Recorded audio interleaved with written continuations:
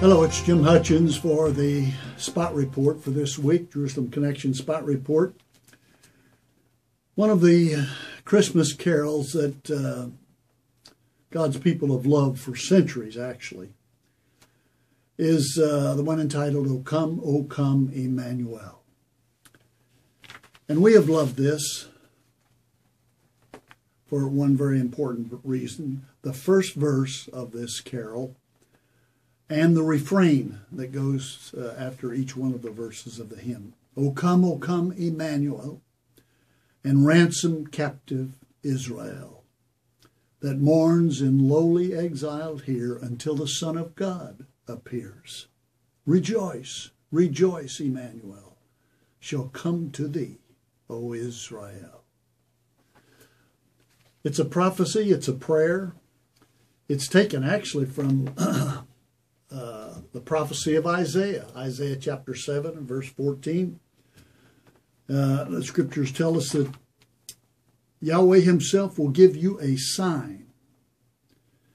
The virgin will be with child and will give birth to a son and will call his name Emmanuel. So it's been a favorite of God's people for centuries. I say centuries. It was actually published in 1850 in English, but its origins we know go back to probably the 8th century and later added to in the 12th century. So it's very special. And it's been very special to many Jews. For example,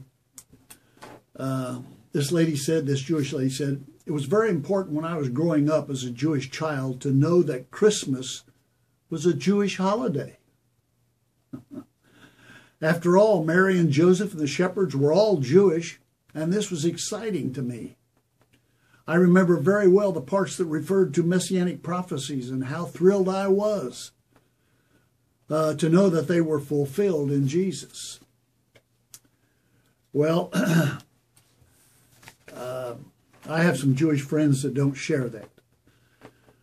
For example, they think that the words ransom captive Israel that mourns in lonely exile here until the Son of God appear.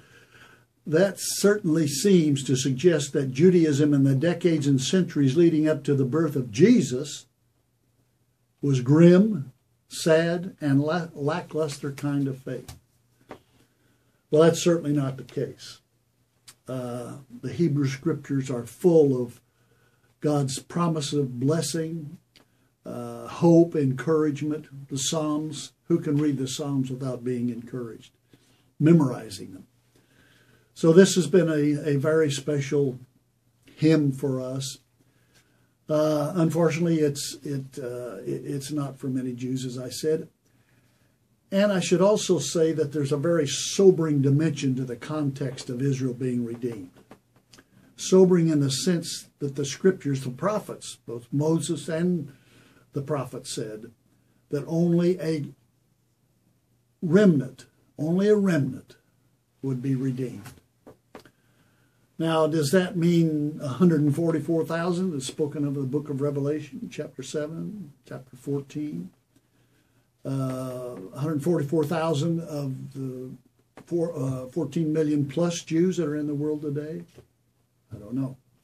Does it mean 1/3 of Jerusalem, like the prophet Zechariah says in Zechariah 13? One of the most sobering is that prophecy that's given by Amos in Amos chapter 3. As a shepherd saves from the lion's mouth 2 leg bones and a piece of an ear, so will the Israelites be saved. If that's referring to a remnant, it's a small remnant. But the good news is they will be saved. They will be redeemed. And we praise God for that.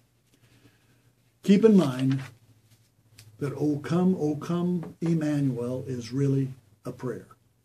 It's our prayer. And I hope it's yours. I do hope it's your prayer during this Christmas season. We do wish you a very blessed Christmas season, of one filled with the sense of His presence. And if this these spot reports over time has been helpful to you, we would ask you to remember us in your year-end giving. That'd be a great help to us, and we'd certainly appreciate it very much. Now, I want you to stay tuned for a very special rendition of O Come Emmanuel. So until next week, Od Ki Yavo Shiloh, or until Emmanuel comes, Yivareka Yahweh. God bless you.